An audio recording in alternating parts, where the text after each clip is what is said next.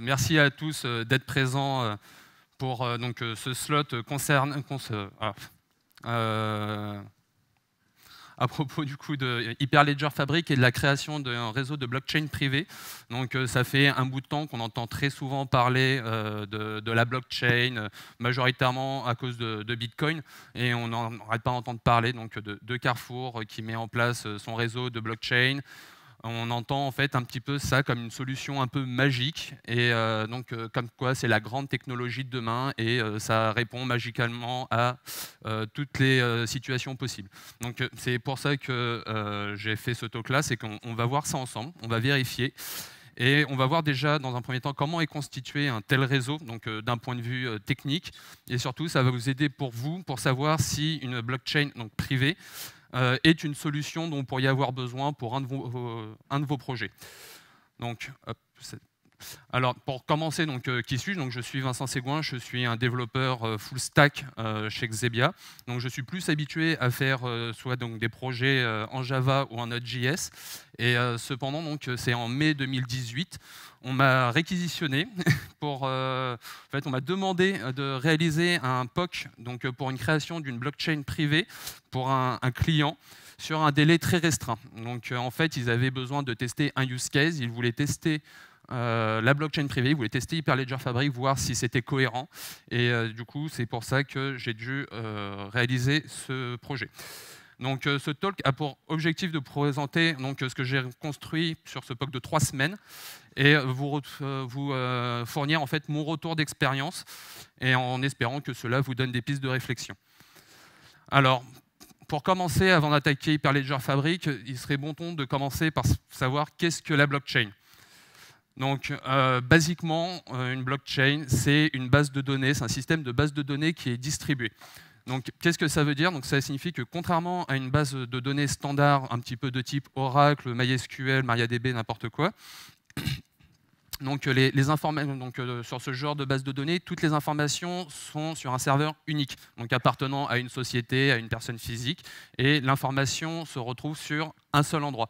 Alors que la blockchain, c'est comme une base de données, sauf que au lieu d'avoir un seul serveur, l'information va être dupliquée chez tous les participants de ce réseau-là. Donc on n'a plus une seule copie de la base de données, mais autant de copies qu'on a d'acteurs. Donc de ce fait, s'il y a un des acteurs qui fait défaut, donc il y a un problème de réseau, une personne fait faillite et que la base de données se retrouve inaccessible, la donnée restera quand même disponible chez quelqu'un d'autre. Et donc d'un autre côté, la blockchain est ce qu'on appelle immuable. Donc une fois qu'une information est enregistrée, elle ne peut pas être supprimée, elle ne peut pas être altérée. Et en dernier point, toutes les informations qui sont enregistrées, donc c'est ce qui fait aussi la grosse différence, c'est qu'une information, une transaction doit être validée par tous les acteurs du réseau. Donc ça veut dire qu'une personne seule n'a pas le droit d'ajouter d'informations sur le réseau. Donc on appelle cela le concept de consensus, qui est très important dans le domaine de la blockchain, et on en reparlera un tout petit peu après. Mais du coup, comment fonctionne un tel réseau? Donc on va prendre un exemple simple. On suppose qu'un client A souhaite réaliser une transaction. Donc par exemple, pour cet exemple-là, on va supposer qu'on est sur un réseau Bitcoin. Donc en général, ça parle à tout le monde quand on parle de Bitcoin. Donc on va prendre ça comme exemple. Donc une personne veut effectuer une transaction. Donc cette transaction ainsi que d'autres transactions qui sont réalisées en même temps par d'autres clients sont regroupées dans un ensemble qu'on va appeler un bloc. Ce bloc-là va être envoyé sur le réseau, va être validé par les ensembles des nœuds, et sur le réseau Bitcoin, c'est la fameuse phase de minage de blocs. C'est ce qu'on fait quand on mine du Bitcoin, on fait de la validation de blocs. Et une fois ce bloc validé, elle est rajoutée à la blockchain. Et une fois que le bloc est rajouté à la blockchain, la transaction est validée et la personne B, le client B, reçoit la transaction. Donc, du coup, on va se concentrer un petit peu plus sur qu'est-ce que c'est qu'un bloc. Donc un bloc, c'est un regroupement en fait, de 3 éléments. Donc, chaque bloc dispose de ses transactions, donc ici marqué T1, T2, T3. Donc, par exemple, un bloc dans un Bitcoin contient 500 transactions en général. Et donc, il y a aussi une deuxième partie, donc c'est le header hash, donc ici H1, H2 et H3, et qui contient 3 éléments. Donc, le numéro du bloc dans la blockchain, est-ce que c'est le premier, deuxième, troisième, quatrième bloc? Le hash donc, du bloc précédent, donc, ce qui permet de créer donc, la fameuse chaîne de blocs. Donc, chaque bloc en fait, va avoir le hash de son précédent. Et ça nous permet de constituer donc, cette chaîne-là. Et le bloc, enfin le hash du bloc courant. Donc ces hash, en fait, ce sont un regroupement donc, des transactions présentes dans le bloc, plus le hash du bloc précédent, le tout chiffré en SHA-256. Donc ce qui fait que si un bloc est modifié à un moment, son hash va obligatoirement être modifié. Et si on fait une reconstruction de tous les hash, on va pouvoir se rendre compte qu'un bloc a été modifié et on va même pouvoir savoir quel bloc a été changé. Et quant à la metadata, la dernière partie, on n'en parlera pas, elle contient des informations un peu plus générales sur les transactions qui sont contenues dans le bloc. Donc l'ensemble de ces blocs représente ce qu'on appelle un ledger. Donc en français, on appelle ça un registre. Et en fait, il faut différencier, c'est un concept qu'il faut différencier, donc c'est le concept de ledger et le concept de blockchain. En fait, le ledger, donc c'est le registre, c'est ce qui représente en fait l'ensemble des informations qui sont enregistrées sur le système. Et la blockchain, quant à elle, c'est une implémentation de ce qu'on appelle une technologie de ledger distribué. Donc, on appelle ça aussi un DLT pour Distributed Ledger Technology. Et l'avènement de la Bitcoin avec la blockchain fait qu'on a un peu tendance à utiliser le ledger et la blockchain de façon un petit peu interchangeable. Donc, quand on parle de blockchain, on rajoute une information dans la blockchain. Il faut sous-entendre, on va rajouter une information dans le ledger sur le système de blockchain. Donc, voilà. Donc, ceci étant dit, on va pouvoir commencer à parler de Hyperledger Fabric. Donc, qu'est-ce que c'est? Donc, Hyperledger Fabric est un sous-projet d'un plus grand ensemble, Hyperledger, qui est un regroupement de plein de projets open source autour du thème de la blockchain qui a été créé en novembre 2015 par la Linux Foundation. Et Hyperledger Fabric est donc un projet open source qui lui offre une implémentation d'un framework de blockchain privé ou de ledger distribué, ça dépend comment on l'entend, à destination des entreprises. Donc c'est la première version est sortie en 2016 avec l'aide de IBM et de Digital Assets qui ont été un peu les contributeurs initiaux auprès de la Linux Foundation. Et cela fait maintenant 2-3 ans que le projet existe et le développement est assez actif parce qu'on a une nouvelle release à peu près tous les 2-3 mois. Donc comme je l'ai dit, Hyperledger Fabric permet de créer une blockchain privée. Mais c'est quoi la différence entre une blockchain privée et une blockchain publique? Donc la différence, elle est relativement simple. Donc si par exemple nous prenons par exemple le Bitcoin, donc, qui est le représentant, le plus gros représentant, le plus connu du concept de blockchain publique, n'importe qui peut rejoindre le réseau. Donc n'importe qui peut décider, je vais devenir un nœud de blockchain, télécharger le ledger et participer à la vie de ce réseau-là sans que personne ne sache qui il est. Il peut participer, du coup, miner le Bitcoin, il peut participer à la validation des transactions sans aucune vérification par un tiers. Alors que la blockchain privée, seules les personnes qui sont clairement identifiées et connues par les autres acteurs, donc c'est un peu un accord entre différentes parties, différentes organisations, pour se dire on va faire une blockchain, mais entre nous, pour nous. Donc, pour cela, on utilise des tiers de confiance, donc des certificats, des autorités de certification comme Symantec, par exemple, qui sont utilisées pour la technologie SSL, ce qui est la même technologie utilisée pour le protocole HTTPS. Donc, on va avoir des certificats pour identifier clairement chaque élément du réseau.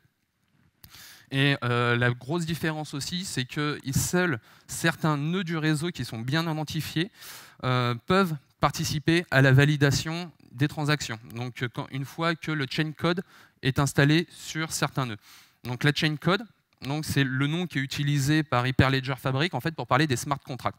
En général, les gens entendent plus souvent parler de smart contracts, qui est en fait un programme, donc un bout de code qui est réalisé alors sur Hyperledger Fabric, soit en Go, soit en Java, soit en Node.js, et qui permet de gérer un ledger. Donc, il doit être instancié sur certains nœuds et ces nœuds-là, donc, qui peuvent appartenir à différentes organisations, différentes sociétés, vont être en charge en fait, de recevoir les transactions, de les simuler et de valider l'ensemble des transactions qui vont transiter sur le réseau. Donc, toutes les modifications du ledger devront automatiquement passer par la chain code. Donc, on a obligatoirement un ledger égale un chain code.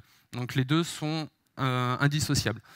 Du coup, lorsqu'une transaction est proposée, l'ensemble des nœuds sur lesquels le chain code est instancié vont devenir ce qu'on appelle des endorsers peer, donc c'est des nœuds mais spécifiques qui ont pour tâche de simuler les transactions et valider qu'il n'y a pas d'erreur, que l'ensemble est cohérent. Donc cette phase-là fait partie de ce qu'on appelle le consensus. Donc le consensus, en fait, c'est un processus, c'est un mécanisme ou un processus qui a pour but de valider l'exactitude de l'état du ledger à un instant T. Donc en gros, il doit garantir ces trois grands principes. Donc il doit confirmer, valider l'exactitude des transactions qui rentrent sur le réseau. Il doit convenir de l'ordre d'arrivée des différentes transactions et s'accorder sur l'état final du ledger. Donc si on a différentes transactions concurrentes qui arrivent, c'est le processus de consensus qui va faire que cette transaction est arrivée avant une autre. Et il doit dépendre forcément d'une chain code. Donc cette validation-là, comme j'ai dit, elle est indissociable, elle doit faire partie d'un algorithme et pas forcément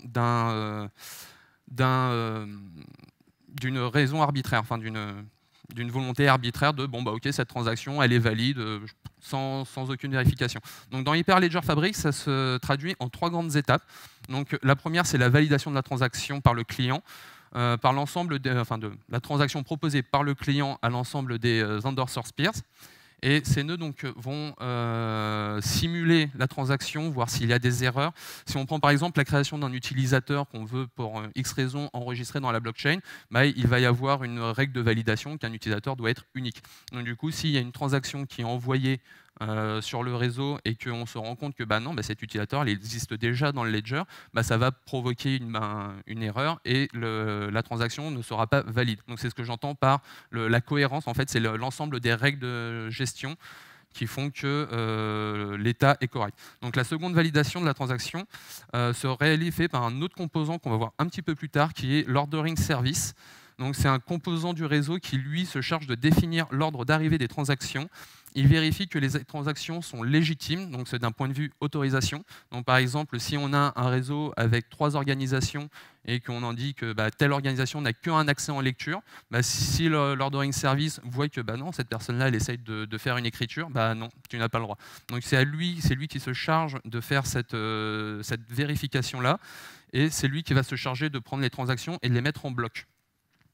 Et la troisième étape de l'enregistrement, donc en fait la troisième étape de ce processus-là, c'est quand l'ordering services a validé toutes les transactions, la réunit en bloc et va envoyer tout ça auprès des différents nœuds du réseau. Donc ce système de consensus s'appelle le Permissioned Voting Based Consensus. Donc c'est un mécanisme qui est beaucoup plus rapide et beaucoup plus léger de ce qu'on a utilisé par exemple dans le monde de la crypto-monnaie. En général, on a souvent entendu parler du proof of work, et c'est le fameux minage de Bitcoin. C'est un concept qui n'existe pas sur Hyperledger Fabric parce qu'on n'a pas besoin d'avoir des mineurs qui vont valider. Il y a plein de systèmes de consensus différents qui existent. Alors maintenant, nous avons vu les concepts clés de la blockchain et commencé à voir un petit peu Hyperledger Fabric. On va pouvoir se concentrer sur son fonctionnement. Donc, si on fait un récapitulatif du fonctionnement d'Hyperledger Fabric, donc tout d'abord, nous avons un client et des nœuds qui font partie du même réseau de blockchain privé. Donc, le client va réaliser une proposition de transaction. Ces peers, qui sont des endorser peers, parce qu'ils ont la chain code d'installer, vont simuler la transaction.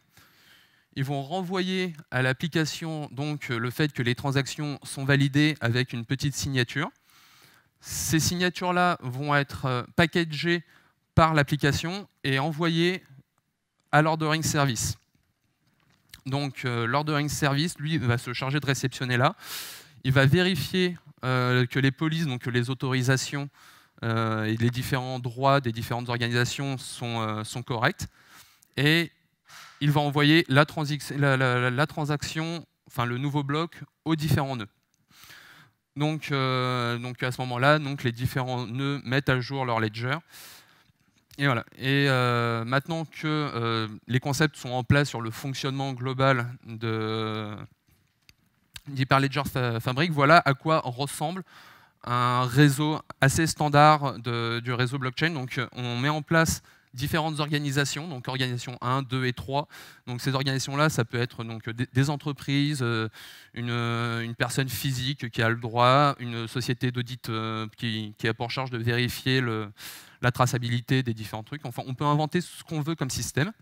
Et chacun dispose de ses propres nœuds et de ses undersource peers. Donc par-dessus, on va avoir donc, des autorisations qui vont être mis en place. Donc, par exemple, la société d'audit, l'organisation 3, ne va avoir qu'un accès en lecture. Les deux sociétés, enfin l'organisation 1, l'organisation 2, vont pouvoir écrire et lire sur le ledger. Et tout ce beau monde va travailler sur ce qu'on appelle un channel. Donc c'est un sous-réseau qui est partagé par l'ensemble des organisations et sur lesquels les nœuds sont connectés afin de communiquer entre eux. Donc sur la slide précédente, quand l'ordering service met à jour les autres nœuds, en fait, il envoie un broadcast sur le channel. Les nœuds sont connectés sur ce channel-là et en fait détectent qu'il y a une modification venant de l'ordering et ils se mettent à jour. Donc du coup, maintenant, on va se concentrer un petit peu plus sur le use case qu'on m'avait demandé pour le POC. Et elle est séparée en 5 grands points fonctionnels. Et nous allons voir les problématiques qu'elle soulève. Donc le premier cas, en fait, c'était de prendre un document, donc qu'il soit PDF ou fichier Word, l'enregistrer sur la blockchain de manière à ce qu'une tierce personne puisse la lire, puisse accéder à ce document-là et la lire. Alors, on a un problème, c'est que le blockchain n'est pas du tout prévu pour stocker des documents en binaire. Donc, elle est plus prévue pour stocker des documents légers, enfin des données légères. La première raison, c'est que, en fait, une fois qu'on fait une transaction, l'ensemble de la transaction est dupliqué sur tous les nœuds. Donc, si on envoie un document qui fait 2 mégas à 10 nœuds, on se retrouve pour une transaction à devoir transférer 20 mégaoctets de données et multiplié par le nombre de transactions, on peut saturer rapidement le réseau. Et d'un autre côté aussi, à chaque transaction, il y a des calculs de hash qui sont effectués en fonction des transactions. Et plus la transaction est lourde, plus le calcul des hash est lourd, plus tout le process en fait devient lourd. Donc c'est un des problèmes qu'on a aussi avec le monde de la blockchain. Donc, par exemple, Bitcoin, quand on fait une transaction, elle peut être validée 1 heure plus tard, justement avec le problème de validation des proof of work. Voilà. Et la dernière raison, c'est aussi qu'on ne peut pas supprimer une donnée et un document qui est enregistré le serait à tout jamais, ce qui peut poser certains problèmes. Nous, ce qui nous intéresse, c'est plus une question de traçabilité des actions plutôt que le contenu en soi. Alors ensuite, deuxième cas, l'utilisateur peut récupérer le document, le mettre à jour après avoir mis une signature. Donc le problème ici, c'est que ce qui est mis sur la blockchain n'est pas modifié et n'est pas supprimé. Le troisième cas, c'est un utilisateur d'une troisième organisation doit être en mesure d'avoir un accès en lecture seule sur des documents spécifiques. Donc là, la problématique, on peut dire, mais qui est prise en charge, c'est la gestion des différentes permissions lors de la configuration du réseau. Et là, c'est l'avant-dernier cas, donc c'est un des plus problématiques. On voulait que toutes les actions sur la blockchain soient enregistrées, donc qu'elles soient de la lecture ou de l'écriture. Donc l'écriture, ça ne pose pas spécialement de soucis. Par contre, pour la lecture, l'accès au ledger et la lecture de ce qui est enregistré dedans, c'est qu'en fait, Hyperledger Fabric a 2 modes. On dit qu'il y a un mode dit d'invocation qui passe par le chain code et qui a pour but de modifier l'état global du ledger. Et comme on l'a vu aussi, on a un mode requête. En fait, on peut accéder, n'importe quel acteur du réseau a le droit d'accéder en fait sans passer par le système de chain code, de validation, juste de lire le contenu de ce qu'il y a dans la blockchain. Parce qu'en fait, de toute façon, il a une copie chez lui. Une fois qu'il a téléchargé la copie, il débranche Internet, il regarde. Enfin, on ne peut pas vérifier ce qu'il peut faire avec cette donnée-là. Donc, et le dernier cas, si un utilisateur décide de supprimer un document, on doit pouvoir le rendre inaccessible. Donc le problème, c'est le même, c'est que une blockchain, c'est immuable, et une information qui est enregistrée, un document, il ne peut pas être supprimé. Donc, voilà. Donc maintenant, on connaît le fonctionnement d'Hyperledger Fabric, on connaît le use case sur lequel on doit travailler, et on va pouvoir du coup commencer à voir comment se met en place concrètement ce réseau-là.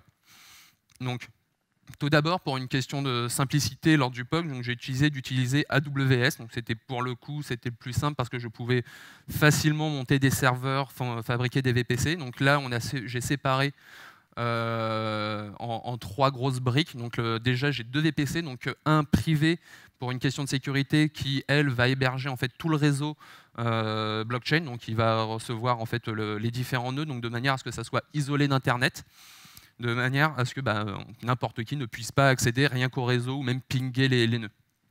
J'ai un VPC public qui, lui, est accessible, qui va héberger à la fois l'application qui sera utilisée pour communiquer avec la blockchain, ainsi qu'un bastion qui me permettra de me connecter quand même au nœud d'Hyperledger Fabric afin de faire des tâches d'administration.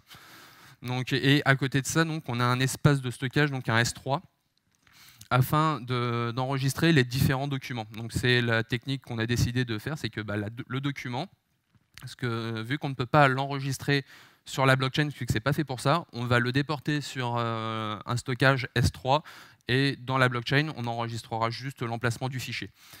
Et à côté de ça, nous avons donc 3 utilisateurs, donc chacun va représenter les 3 organisations dont je parle.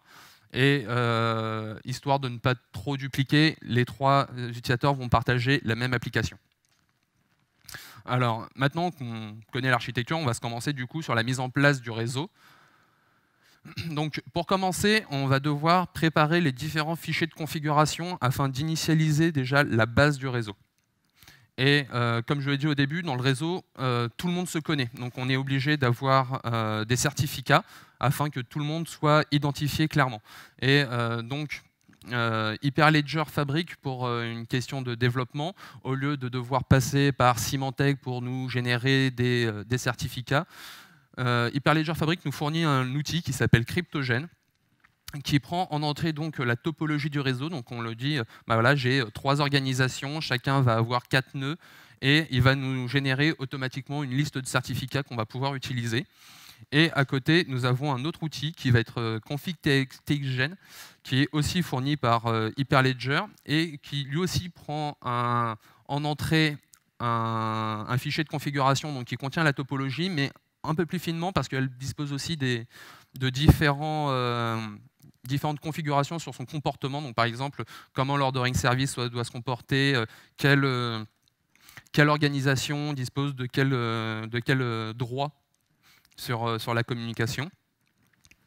Et en plus de ça, un bloc donc, qui sera le tout premier bloc qu'on appelle le bloc Genesis, et qui lui nous permettra d'initialiser le channel et l'ordering service. Donc voilà, maintenant on a tous les fichiers de configuration, on va devoir créer les premières briques du réseau, et Hyperledger Fabric tourne sous Docker. Et donc nous allons pouvoir monter les premiers conteneurs. Donc tout d'abord, le plus important, on va créer donc le CLI.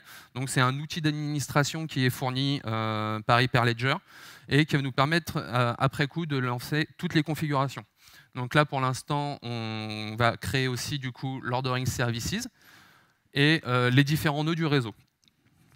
Donc maintenant, on a les différents nœuds, on va se connecter sur le CLI et nous allons pouvoir créer du coup le channel, le fameux channel de communication sur lequel l'ordering service sera branché. Donc, voilà.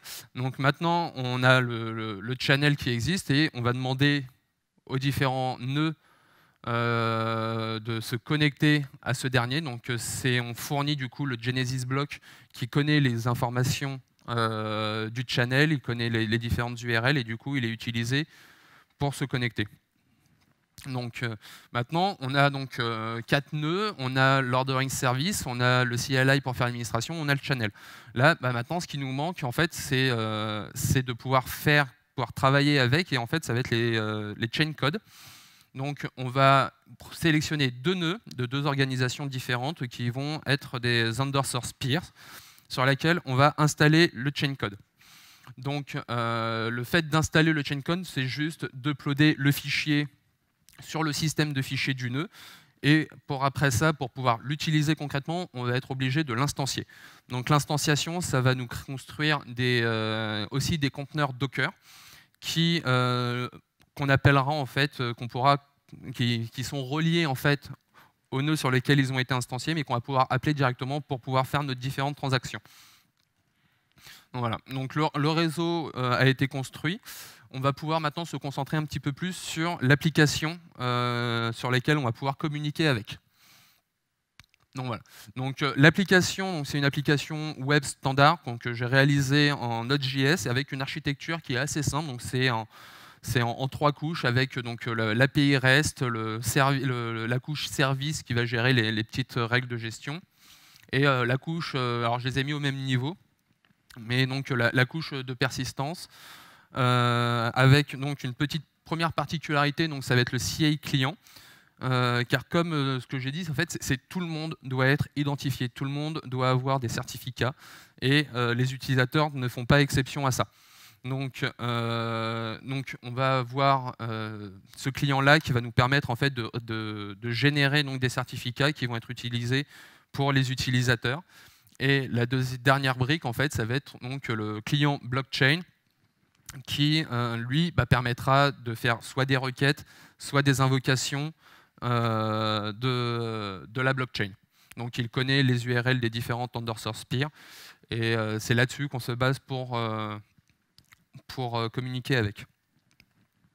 Alors après, voilà, l'utilisation, une fois que c'est fait, il faut voir vraiment la blockchain comme une base de données. Donc une fois que les briques sont installées, il n'y a pas vraiment de grosses différences de modification, enfin de différences de travail en fait, par rapport à une application web standard. Donc du coup, si on fait un parcours complet du workflow de l'application, voilà ce que ça donne. Donc on a un utilisateur qui souhaite envoyer un document sur la blockchain. Donc pour cela, il va tout d'abord devoir se connecter. Donc on a une base de données qui contient ses credentials, son login, enfin toutes les informations, c'est des informations privées qui ne peuvent pas être enregistrées en base de données.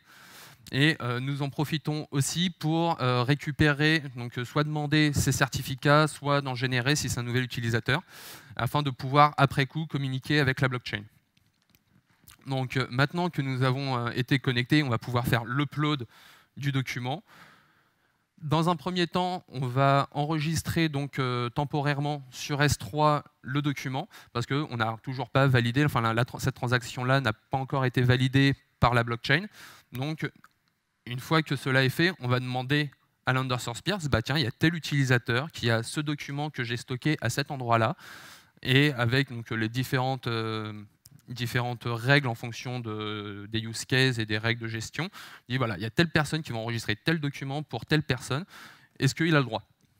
Donc l'undersource peer, donc tous les undersource peers vont faire donc, des calculs, vont valider, simuler la transaction, renvoyer ça à l'application, appeler l'ordering service pour le packager dans un bloc, et en passant du coup par le channel, l'information va être commit au sein de tout le réseau, et l'enregistrement sur S3 en fait, va rester si tout a été validé, qu'on a retour de la blockchain que la transaction a été validée, soit on supprime le document parce que cette personne-là n'avait pas le droit, il y a quelque chose qui ne va pas, et il n'a pas le droit de stocker sur notre réseau de documents. Donc, concernant donc, voilà, pardon. Hop. Donc, un dernier détail du coup là-dessus, c'est que l'enregistrement, la lecture, tout ça. Donc, pour la lecture, en fait, ça va être le parcours inverse. C'est que l'utilisateur, il va demander à l'application, je voudrais accéder à tel document. On va faire la requête, on va vérifier les règles de gestion. Est-ce que cette personne-là a le droit ou pas? Et si elle a le droit, on va le chercher sur S3. Sinon, voilà. Sinon on lui balance une erreur et non, vous n'avez pas le droit. Donc du coup, l'enregistrement, la lecture, tout ça, c'est assuré, mais pour la suppression, on n'a pas encore vu. Et cela va me permettre de parler assez rapidement sur comment on peut gérer Hyperledger Fabric et la RGPD, et notamment le droit à l'oubli. Donc pour un petit rappel, en fait, l'Union européenne a promulgué une loi visant à protéger les informations personnelles des utilisateurs, et notamment l'article 17 qui dispose que toute personne a le droit de demander la rectification ou la suppression de ses données personnelles. Et comme nous l'avons vu, une donnée qui est enregistrée ne peut pas être supprimée. Donc si par hasard on arrivait à supprimer une transaction de la blockchain, une information de la blockchain, le hash du bloc courant est invalide, est modifié, et tous les hashes des blocs suivants sont invalides et ça ne veut plus rien dire. Donc pour ça, nous avons quelques solutions. Donc la première, que j'appelle un peu la méthode bourrine, on va dire, c'est d'utiliser des mécanismes de chiffrement sur l'ensemble des processus. Donc pour chaque utilisateur ou même chaque donnée qui va être enregistrée, on va générer des clés de chiffrement sur lesquelles on va utiliser pour chiffrer la donnée avant de l'enregistrer sur la blockchain.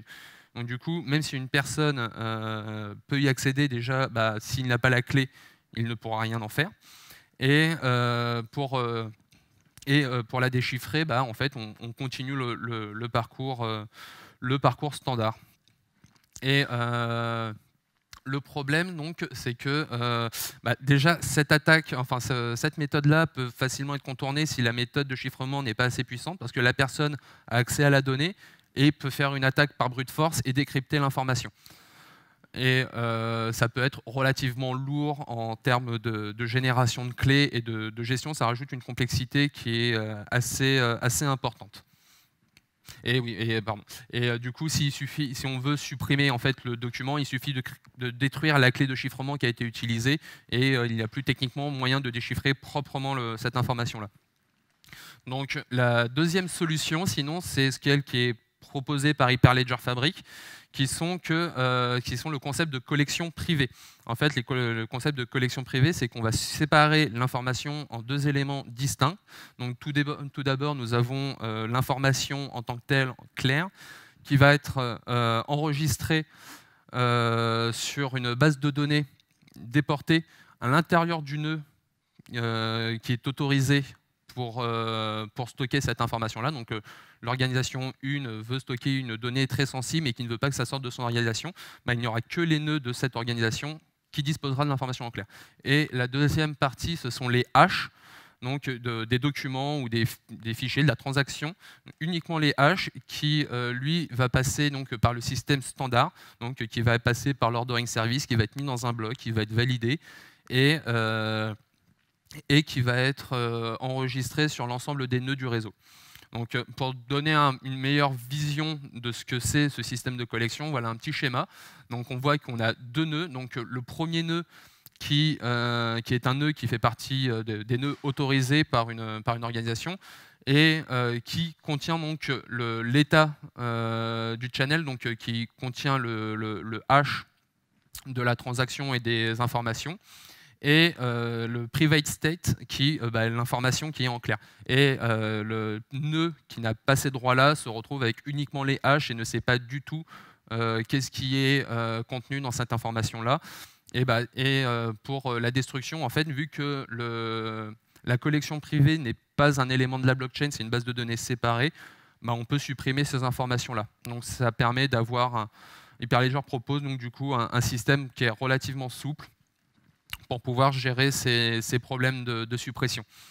Et du coup, c'est un petit peu ce qu'on a utilisé pour le POC. Donc c'est une variante, on va dire. Donc les fichiers, les stockages, les documents qu'on doit être en mesure de séparer, on les a déportés dans un S3. Donc une fois qu'on veut supprimer l'information, on supprime le document qui a été uploadé. Donc, hop là. Du coup, qu'est-ce qu'on doit en retenir de tout ça? Donc déjà, on va faire un petit récapitulatif sur les différents points du use case. Donc, concernant l'enregistrement, la lecture et la mise à jour qui correspond à nos 3 premiers cas, cela est couvert déjà par le système de gestion de permission qui est intégré à Hyperledger Fabric, ainsi que l'utilisation d'un espace de stockage déporté, donc pour le coup S3. Et concernant les 3 premiers points, tout est déjà géré par le système. Concernant le 4e cas, qui est donc que chaque action doit être enregistrée, donc j'en ai parlé au tout début, c'est un use case qui n'est pas possible de résoudre parce que, en fait, s'il y a une information que tu ne veux pas afficher, si tu ne veux vérifier qu'une personne fasse une requête sur le ledger, il fera une requête sur le ledger et on est incapable de savoir qui a fait une recherche, on va dire, sur la blockchain. Et même si on peut imaginer qu'on met des règles de gestion, il suffit qu'il y ait un acteur malhonnête qui met un endpoint qui est check, search in blockchain et tout le monde y ait accès en fait. C'est donc la blockchain, il faut garder en tête que tout le monde peut y accéder, peut voir ce qu'il y a de marqué dedans. Donc si on garde déjà cette idée-là en tête, ça peut amener à faire des choix techniques qu'on n'a pas forcément en temps normal. Et pour le 5e cas, donc, comme on a vu, on a le système donc, de collection privée et d'informations déportées. Et donc voilà. Donc Hyperledger Fabric répond à peu près à tous les use cases, à tous les points de ce use case là, donc sauf pour le problème de l'enregistrement. Et en fait voilà, il faut garder en esprit que si ce qu'on veut enregistrer sur cette blockchain ne doit pas fuiter ou ne doit pas être vu par d'autres membres du réseau, je ne parle même pas du public extérieur, mais si déjà dans la réflexion on dit je veux une blockchain, mais que je veux savoir que telle personne a fait une recherche dessus, c'est qu'il y a un problème déjà dans la conception de la solution. Du coup, on va faire un petit tour aussi sur un petit récapitulatif sur les avantages et les inconvénients que j'ai pu en tirer. Donc, déjà, le principal avantage, c'est qu'il répond à sa promesse de proposer un réseau décentralisé, distribué, et avec une possibilité de configuration qui est extrêmement fine. Car là, ce que je vais montrer, c'est un use case qui est simple pour présenter la solution, avec un seul channel, avec que quelques organisations, et je n'ai pas été en profondeur dans le système d'autorisation, et on n'avait qu'un seul chain code commun. Mais il est parfaitement possible d'instancier différentes chain codes sur différents channels, mais avec des nœuds. Enfin, on peut faire une topologie qui est extrêmement complexe. Donc il y a cette possibilité-là. Il y a le fait qu'aussi que c'est une technologie quand même qui, malgré le fait qu'elle soit jeune, elle est quand même soutenue par environ 250 entreprises. Je crois qu'il y a 250 entreprises qui participent de près ou de loin à son évolution, qui fait que c'est un projet qui vit et qui évolue très rapidement avec une release tous les 2-3 mois. Et point de vue un peu plus technique, alors on n'en a pas parlé parce que ce n'était pas le sujet, mais ça peut peut-être en intéresser certains, c'est qu'il y a possibilité d'utiliser Kafka en tant que ordering service. Donc ce qui peut éventuellement, donc moi Kafka c'est pas du tout mon domaine, mais je suppose que ça peut ouvrir quand même quelques possibilités en termes de gestion et de configuration. Et c'est un réseau en termes de monde blockchain qui est assez léger, on va dire, qui n'a pas de proof of work ou de système de consensus qui est très très lourd à comprendre ou à mettre en place. Et un dernier petit point, mais ça fait toujours plaisir, c'est que le chain code peut être fait en Go, en Java ou en Node. Point de vue développement, en fait, ce qui fait qu'un chain code qui contient en fait un peu les règles business peut être maintenu assez facilement par n'importe quel développeur. Donc on n'est pas obligé d'apprendre un système propriétaire qui est uniquement utilisé pour un cas unique, quoi. Et néanmoins, dans les inconvénients, c'est que, mine de rien, c'est quand même alors là, j'ai énormément simplifié, mais c'est assez complexe et ça peut être très long à mettre en place. Donc là, j'ai mis 3 semaines pour faire un truc que je mets 2 jours avec une base de données pour juste un POC. Il y a des temps de traitement qui peuvent être de plus en plus lourds parce que une blockchain, ça monte en termes de poids de façon exponentielle. Donc plus le réseau est grand, et plus il va y avoir des parcours qui vont être lents. Donc pour une transaction, il faut compter minimum quelques secondes. Voilà, on n'est pas du tout sur un traitement, une validation en quelques millisecondes. Donc c'est pas du tout pour du temps réel, on va dire. Et donc ajouter à cela que ça provoque aussi des coûts d'infrastructure qui peuvent monter assez rapidement, parce que là où une base de données, on a un seul serveur qui gère l'information avec éventuellement 2 ou 3 réplicas. Donc on a quoi avec un truc qui est bien partagé, on a 3 serveurs. Là, on a un serveur par ordering service, par nœud. Il faut aussi donc pour l'application. Donc là, c'est déjà, on a une multiplication du réseau qui est beaucoup plus lourd. Et en plus de ça, on a des problématiques de mise à jour. Donc le chain code est instancié, donc on a une image Docker qui tourne, mais on peut instancier en fait des mises à jour de cette chain code là. Donc on va avoir chain code V1, V2, V3, mais qui peuvent techniquement cohabiter en même temps. Donc du coup, ça rajoute des problématiques de mise à jour en fait des règles de gestion. Et donc c'est quelque chose qu'il faut voir vraiment en amont. Et il y a, mine de rien, en fait, assez peu de use case. En fait. Dès qu'on commence à mettre... Enfin, j'en ai pas vu énormément, personnellement. Et je trouve ça un petit peu dommage. Mais à partir du moment où il y a une problématique de confidentialité, déjà, ça peut être assez compliqué. Donc du coup, parce qu'on peut le rappeler, pour terminer, c'est que la blockchain, c'est juste une base de données avec une architecture un petit peu plus complexe à mettre en place et qui n'a rien de magique. Et au final, donc, c'est comment savoir si pour vous, dans votre blockchain, enfin dans votre projet, vous avez besoin d'un blockchain. Donc la réponse est assez simple, c'est en fait la blockchain, ça ne devient intéressant déjà que quand on a différents acteurs. Parce que si on est tout seul sur la blockchain ne sert à rien. Il faut qu'il y ait différents acteurs différents avec des objectifs qui sont différents, mais avec un besoin de partage, donc partage commun. Et en fait, moi, ce que je dirais, c'est que la blockchain devient intéressant que quand il y a une certaine méfiance envers les différents protagonistes. Parce qu'en fait, c'est cette méfiance-là qui mènera en fait à un projet blockchain qui pourrait être intéressant et viable, et surtout avec un but. Voilà. Je vais rester là-dessus pour ceux qui finissent de lire, mais merci. Est-ce que vous avez des questions ?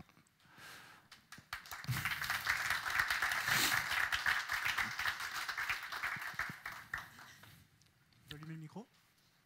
Ou c'est bon, il est déjà allumé ? Super.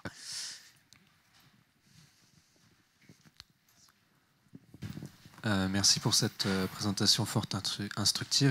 Moi, j'avais une question par rapport au chain code. Ouais. Vous avez décrit des processus chain code assez précis, et vous avez dit qu'il n'y avait pas de proof of work.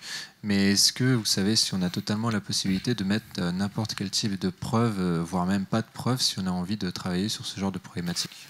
Alors là, en fait, c'est au niveau de la configuration des consensus qui sont faits.